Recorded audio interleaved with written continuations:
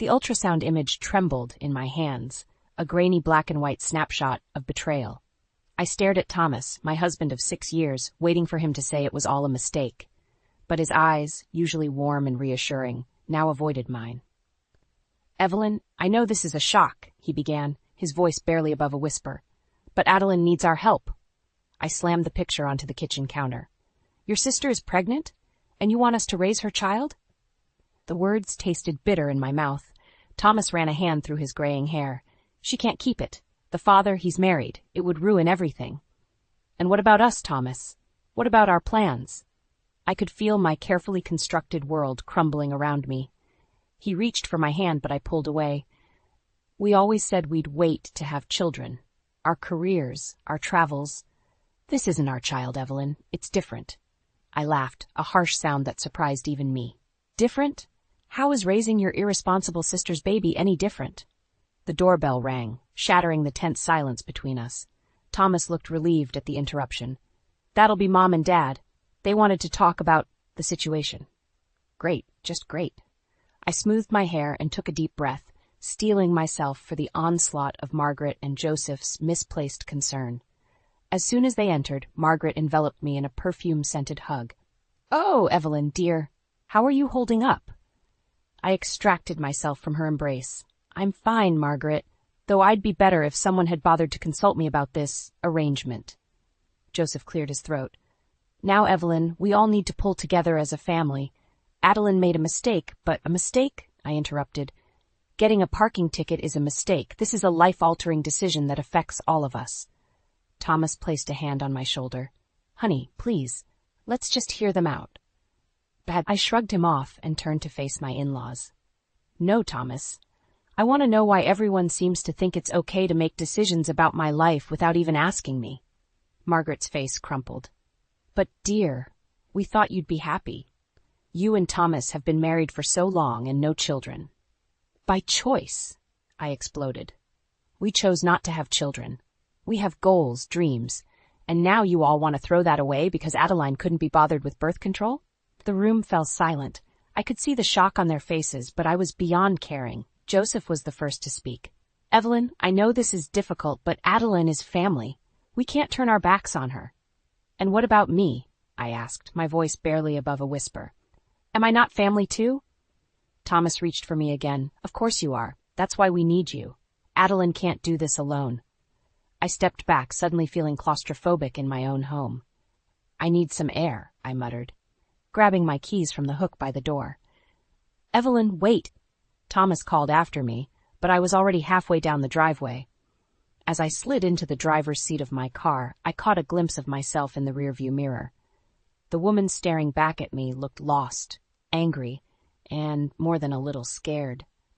I started the engine, not sure where I was going, but knowing I couldn't stay in that house a moment longer. My phone buzzed with a text from Thomas. "Please come back. We need to talk about this." I tossed the phone onto the passenger seat and pulled out of the driveway. As I drove away from the life I thought I knew, one thought kept echoing in my mind. How had everything gone so wrong so quickly? I found myself parked outside the small art gallery where Thomas and I first met. The irony wasn't lost on me. 6 years ago, this place held the promise of a bright future.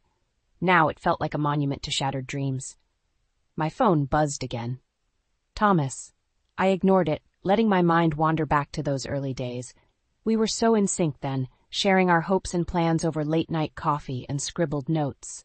"We'll travel the world," Thomas had said, his eyes sparkling with excitement. "Write my novels, showcase your jewelry, no kids to tie us down." I'd agreed wholeheartedly. We'd build our careers, see the places we'd only dreamed of, and then maybe we'd consider starting a family. But now, a tap on my window startled me out of my reverie. It was Claire, my best friend and fellow jewelry designer. "Evelyn, what are you doing here?" Her concerned face peered in at me. I rolled down the window, forcing a smile. "Just reminiscing, I guess."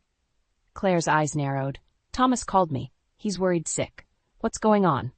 I sighed, unlocking the door. "Get in. It's a long story."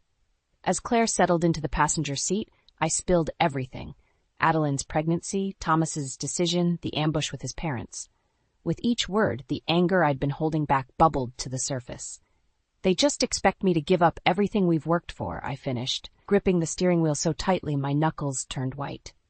Our dreams, our plans, none of it matters because precious Adeline screwed up again. Claire placed a hand on my arm. Oh, Ev, I'm so sorry. What are you going to do? I shook my head. I don't know. I can't just abandon our life together, but I can't raise Adeline's child either. It's not fair. Have you told Thomas how you feel? I laughed bitterly. He's not listening. None of them are. It's like I don't even exist in this equation. My phone buzzed again. This time it was a text from Adeline. Please come home. We need to talk. I showed Claire the message, my jaw clenching. See? Now she wants to talk, after everything's been decided. Claire squeezed my hand. Maybe this is your chance to make them listen. Go home, Evelyn. Fight for what you want. I nodded slowly, starting the car. You're right. It's time they heard me. When I pulled into our driveway, I was surprised to see Adeline's car parked haphazardly near the garage. Taking a deep breath, I walked into the house. The scene that greeted me was chaos. Adeline was sobbing on the couch while Margaret hovered nearby, wringing her hands. Thomas and Joseph were in a heated discussion by the fireplace. All eyes turned to me as I entered. Evelyn, Thomas rushed over. Thank God you're back. We have a situation. I raised an eyebrow. Another one? Adeline hiccuped through her tears. The father, he found out. He's threatening to tell his wife everything if I don't get rid of the baby. My heart sank, just when I thought things couldn't get more complicated. What do you want to do, Adeline? I asked, my voice surprisingly calm. She looked up at me, mascara streaking her cheeks. I don't know. I can't have an abortion, but I can't keep it either. Thomas said. He said you'd help. I felt all the air leave my lungs. Did he now? Thomas at least had the decency to look ashamed. Evelyn, I know we should have discussed this first, but no, I cut him off. No more excuses, Thomas. This isn't just about Adeline anymore. This is about us, our marriage, our future. The room fell silent. I could feel the weight of everyone's stares, but for once I didn't care. I won't do it, I said firmly. I won't give up my life, my dreams, to clean up someone else's mess, not even family. Margaret gasped. Evelyn, how can you be so selfish? I turned to her, years of pent-up frustration finally boiling over. Selfish? You want to talk about selfish? Let's talk about how you've enabled Adeline's behavior for years. Let's talk about how you're all so quick to sacrifice my happiness without a second thought. I looked at each of them in turn, ending with Thomas. If you want to raise this child, fine, but you'll do it without me. With that, I turned and walked out, leaving a stunned silence in my wake. As I closed the door behind me, I realized with startling clarity that nothing would ever be the same again. I sat in my studio, surrounded by half-finished jewelry pieces, trying to lose myself in work. But my mind kept drifting back to the chaos of the past few days. The doorbell rang, startling me out of my thoughts. I opened it to find Joseph standing there, looking uncomfortable. Evelyn, can we talk? He asked, his voice gruff. I hesitated, then nodded, letting him in. We sat in tense silence for a moment before he spoke. I know you're upset about all this, he began, but you have to understand, Adeline's always been delicate. I couldn't help but scoff. Delicate? Is that what we're calling it now? Joseph's face reddened. Now listen here. You don't know what it was like raising her. The tantrums, the rebellions. And whose fault is that? I shot back. You and Margaret have been cleaning up her messes for years. When does it stop? He looked away, unable to meet my eyes. We just wanted to protect her. And what about protecting your son's marriage? What about me? Joseph sighed heavily. Evelyn, you have to understand, family comes first. I thought I was family, I said quietly. Before he could respond, my phone buzzed. It was a text from Claire. Turn on the news, Channel 5, now. Frowning, I grabbed the remote and switched on the TV. My jaw dropped as I saw Adeline's face plastered across the screen. Local model Adeline Hartley has come forward with shocking allegations against prominent businessman Robert Caldwell. Hartley claims Caldwell is the father of her unborn child and has been pressuring her to terminate the pregnancy. I turned to Joseph, who looked as stunned as I felt. Did you know about this? He shook his head. She never said. Oh, God, Margaret's going to have a fit. As if on cue, my phone exploded with notifications. Texts from Thomas, missed calls from Margaret, even a message from Adeline herself. I'm sorry. I had to do something. I turned back to Joseph. This changes everything, doesn't it? He nodded slowly. Robert Caldwell. He's not just any businessman. He's running for mayor. If this gets out... It's already out, I said, gesturing to the TV. What was Adeline thinking? Joseph's phone rang. He answered it, his voice strained. Yes, Margaret, I'm seeing it now. No, I'm with Evelyn. We'll be right there. He hung up and looked at me pleadingly. Evelyn, I know you're angry, but we need you, please. I closed my eyes, feeling the weight of the decision pressing down on me. Part of me wanted to refuse, to let them deal with the mess they'd created. But another part, fine, I said finally. But this is the last time. After this, I'm done cleaning up after Adeline. The drive to Thomas and Adeline's parents' house was tense. When we arrived, the scene was chaos. Margaret was in tears, Thomas was pacing, and Adeline was nowhere to be seen. Where is she? I demanded. Thomas ran a hand through his hair. She's not answering her phone. We think she might have gone to confront Caldwell. My blood ran cold. Are you kidding me after that stunt on the news? Margaret sobbed harder. My poor baby, what if he hurts her? I bit back a retort about Adeline hurting herself with her own actions. Instead, I turned to Thomas. We need to find her. Now. He nodded, grabbing his keys. As we headed for the door, I caught a glimpse of myself in the hallway mirror. The woman staring back at me looked tired, angry, and scared. But there was something else there, too. Determination. I realized then that this wasn't just about Adeline anymore. This was about standing up to years of enabling behavior, of misplaced priorities. As we stepped out into the night, I made a silent vow. This would be the last time I let Adeline's drama dictate my life. One way or another, things were going to change. The months following Adeline's televised scandal were a blur of tense silences and cold shoulders. I threw myself into my work, spending long hours in my studio, crafting intricate pieces that seemed to reflect the tangled mess of my life. Thomas and I barely spoke, our conversations reduced to clipped exchanges about household chores and bills. One crisp autumn morning, I woke to the sound of Thomas's phone ringing. His muffled voice drifted through the walls, urgent and worried. I tried to ignore it, but curiosity got the better of me. I crept to the door, straining to hear. Adeline, calm down. Where are you? The hospital? What happened? My heart sank. Of course it was Adeline. It was always Adeline. Thomas burst into our bedroom, his face pale. Evelyn, we need to go. Adeline's in labor. I stared at him, disbelief and anger warring inside me. And his eyes widened. And Evelyn, she needs us. She's scared and alone. She made her choices. Thomas, why is it always our job to pick up the pieces? He ran a hand through his hair, frustration evident in every line of his body. Because she's family. Please, Evelyn, I can't do this alone. I closed my eyes, feeling the weight of years of resentment pressing down on me, but beneath it all there was a tiny flicker of something else. Compassion? Duty? I wasn't sure. Fine, I said, my voice tight, but this is the last time. The drive to the hospital was tense, filled with unspoken words and simmering emotions. When we arrived, we found Adeline in a private room, looking smaller and more vulnerable than I'd ever seen her. Oh, thank God you're here, she sobbed, reaching for Thomas. He rushed to her side, leaving me standing awkwardly by the door. Hours passed in a haze of doctors, nurses, and Adeline's screams. I found myself pacing the hallway, unable to bear the suffocating atmosphere of the delivery room. As dawn broke, a tiny cry pierced the air. Thomas emerged, his face a mix of exhaustion and wonder. It's a girl, he said softly. She's beautiful. I nodded, not trusting myself to speak. He hesitated, then added, Adeline, she wants to see you. Steeling myself, I entered the room. Adeline lay in the bed, cradling a small bundle. She looked up at me, her eyes red-rimmed and pleading. Evelyn, she whispered, I'm so sorry for everything. I can't do this. I'm not ready to be a mother. I felt a chill run down my spine. What are you saying, Adeline? She looked down at the baby, then back at me. I want you and Thomas to raise her. Please, you're the only ones I trust. The world seemed to tilt on its axis. I stared at her, unable to process what I was hearing. You can't be serious, Adeline. This is your child. I know, she said, tears streaming down her face. But I'll only mess her up. You and Thomas, you can give her the life she deserves.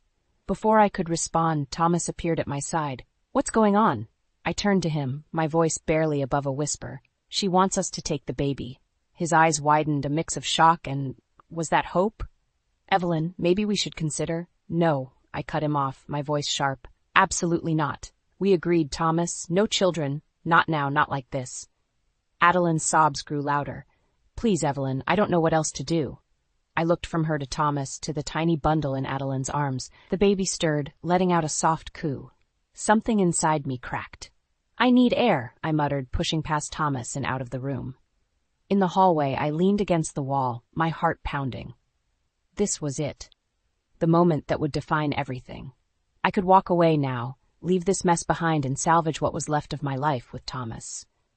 Or I could stay, accept this responsibility that was never meant to be mine.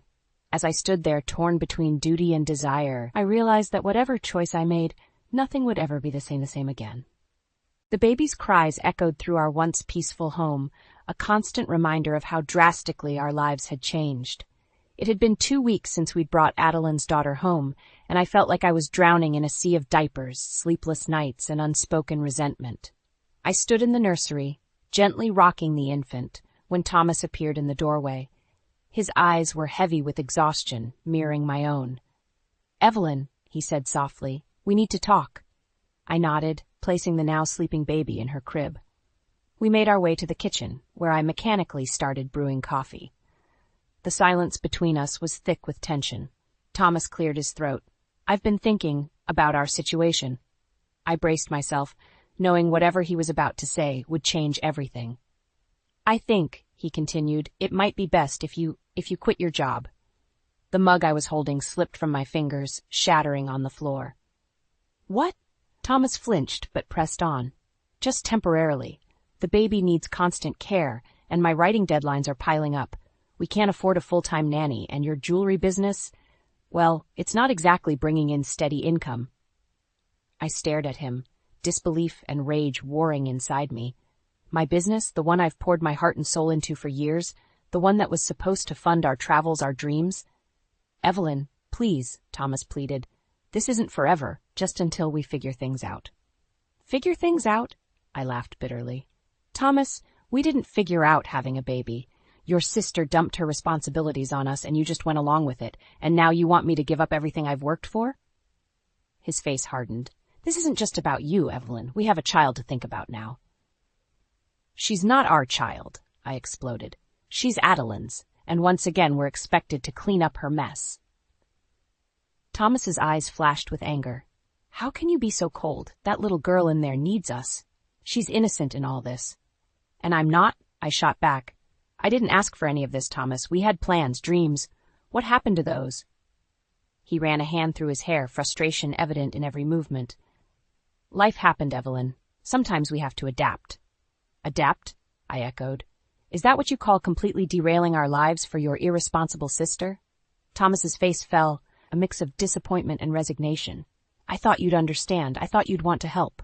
Help? I laughed, the sound harsh even to my own ears. I've been helping. I've been up every night, changing diapers, feeding her. I've put my work on hold, but this is too much. I turned away, trying to collect my thoughts. When I faced Thomas again, my decision was made.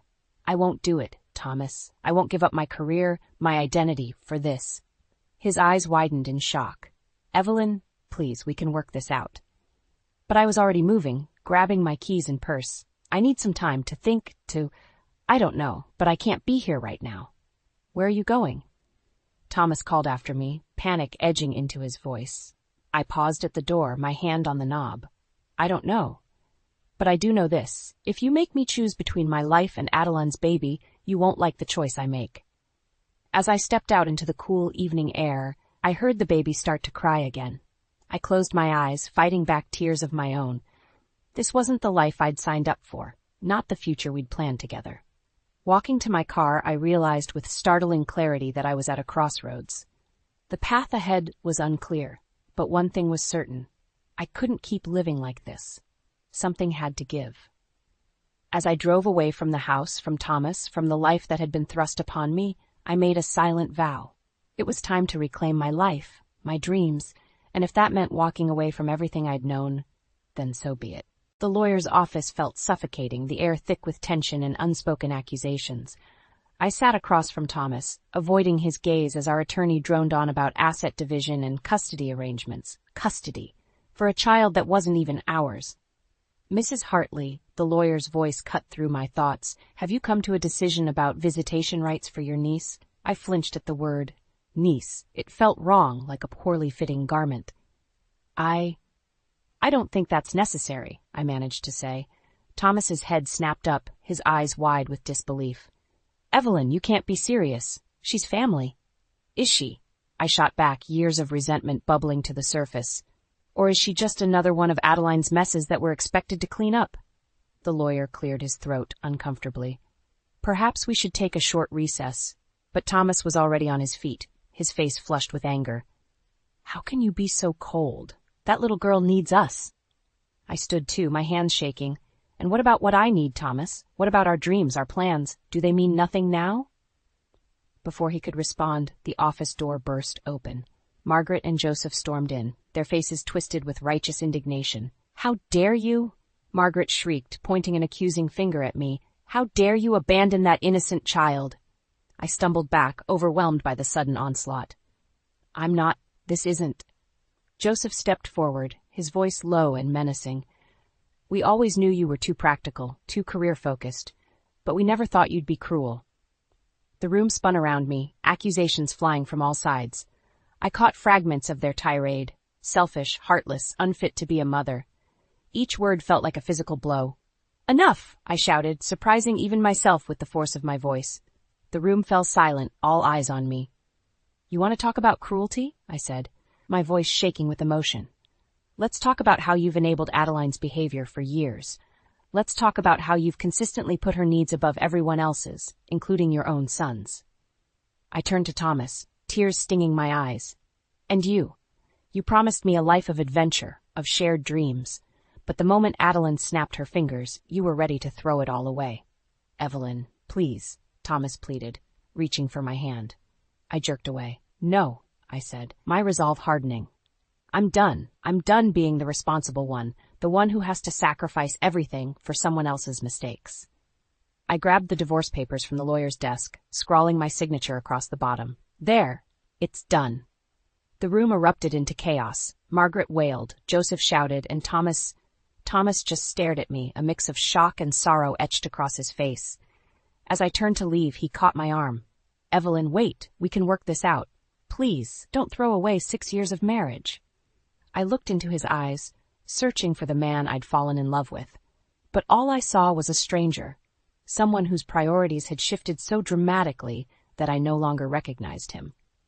It's not me throwing it away, Thomas, I said softly. You did that the moment you chose Adeline's drama over our life together.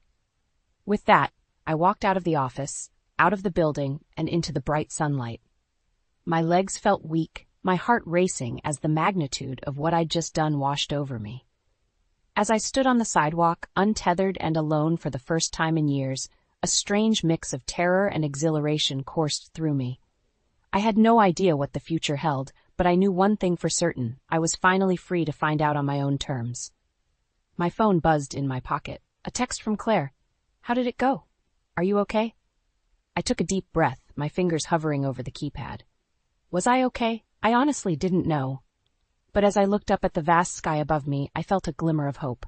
Whatever came next, it would be my choice, my life. I typed a quick reply. It's done. Can I stay with you for a while? I think I need a fresh start. As I hit send, I felt the first tentative steps towards a new beginning. The road ahead was uncertain, but for the first time in months, I felt ready to face it head-on. The gentle hum of my jewelry studio filled the air as I carefully set a sapphire into a delicate silver setting. 3 months had passed since I'd walked away from my old life, and I was finally starting to feel like myself again. My small apartment above Claire's garage wasn't much, but it was mine. No drama, no expectations, just peace. The shrill ring of my phone shattered the tranquility. Thomas's name flashed on the screen. My heart raced as I debated answering. We hadn't spoken since the divorce was finalized. Against my better judgment, I picked up. Evelyn? Thomas's voice was strained, panicked. I need your help. It's Dad. He's had a heart attack. The world tilted on its axis. Despite everything, Joseph had been like a father to me for years. Is he? He's stable but critical. Mom's a mess and I can't handle everything alone. The baby, my deadlines, now this. I closed my eyes, feeling the weight of responsibility settling back onto my shoulders. What about Adeline? Thomas's bitter laugh crackled through the line. She's in Bali with her new boyfriend, unreachable as usual. Of course she was. Some things never changed. Please, Evelyn, Thomas pleaded. I know I have no right to ask, but... I'll be there in an hour, I heard myself say, already reaching for my keys. The hospital was a chaos of beeping machines and hushed whispers. I found Margaret slumped in a chair outside Joseph's room, her face pale and drawn. Oh, Evelyn, she whimpered, reaching for me. I'm so glad you're here. I hesitated, then awkwardly patted her hand. How is he? Stable, but... She trailed off, her eyes filling with tears. The doctors say he'll need round-the-clock care when he comes home. I don't know how we'll manage. I glanced into Joseph's room, where Thomas stood by the bed, cradling Adeline's baby. The sight of them together sent a pang through my chest, a bittersweet reminder of the life I'd left behind. Thomas looked up, relief washing over his face when he saw me. Evelyn, thank God. Can you take Emma? I need to talk to the doctors. Before I could protest, he was pressing the baby into my arms. Emma gurgled, her tiny hand grasping my finger. I felt my resolve weakening. The next few days passed in a blur of hospital visits, sleepless nights, and frantic juggling of responsibilities. I found myself slipping back into old patterns, coordinating care schedules, fielding calls from concerned relatives, all while trying to keep my fledgling jewelry business afloat. One evening, as I was heating a bottle for Emma, Thomas cornered me in the kitchen. Evelyn, I don't know how to thank you for everything you've done. I shrugged, avoiding his gaze. It's fine, anyone would do the same. No, they wouldn't, he said softly. You're extraordinary. I was a fool to let you go. My heart stuttered. Thomas, don't... I miss you, he blurted out. We all do. Emma needs a mother, and I need you. For a moment, I let myself imagine it, slipping back into this life, raising Emma, being part of a family again. But then I remembered the suffocation, the loss of self, the constant sacrifices. No, I said, my voice barely above a whisper. I can't do this again, Thomas. I won't. His face fell. But everything's different now. We could make it work this time. I shook my head, feeling tears prick at my eyes. Nothing's changed. Adeline's still irresponsible. Your parents still enable her. And you? You still expect me to give up everything for someone else's choices. That's not fair, Thomas protested. Isn't it? I countered. Where's Adeline now? Why isn't she here helping her own parents? Thomas had no answer. I handed him the bottle. I'm sorry about your father, and I hope he recovers soon. But I can't stay. This isn't my life anymore. As I turned to leave, Margaret appeared in the doorway, her eyes wild. Joseph's taken a turn for the worse. The doctors say we need to prepare for the worst. Thomas looked at me, desperation etched across his face.